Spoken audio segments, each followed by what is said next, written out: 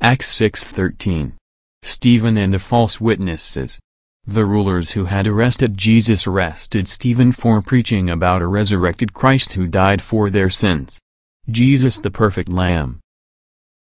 In Acts 7:2, Stephen begins his sermon by reminding his accusers that the God of glory of Psalm 29:3 caused the worldwide flood judgment of Noah's day. Stephen dies asking God not to judge his murderers for the sin of murdering him. Stephen tells of a Jesus that fulfilled the history and prophetic plan for Israel. The fathers and prophets and martyrs of Israel's history all told of the coming of Jesus, the Messiah. Stephen reminded his hearers that Joseph had been betrayed by his own brothers. Surely someone made the connection to the betrayal of Jesus by his kinsmen. Jesus came to his own.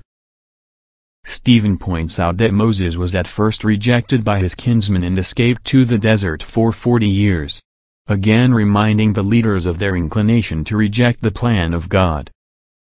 Moses, which said unto the children of Israel, A prophet shall the Lord your God raise up unto you of your brethren, like unto me. Him shall ye hear. Deuteronomy 18:15. Moses prophesying. The Lord your God will raise up for you a prophet like me from among you, from your countrymen. You shall listen to him. God meeting and speaking with Moses on Sinai. Stephen recounts the experience of Joshua when Jesus met with Joshua as the captain of the Lord's hosts. Joshua was given victory by Jesus. Acts 7:45. When Jesus led our ancestors. Stephen said.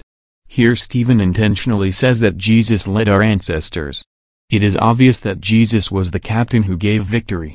Unless one has been blinded by Satan, Stephen preaches Jesus to the mob. They, like the tormentors of the prophets and fathers of Israel who came before Stephen, have only one intention: to murder Stephen the prophet.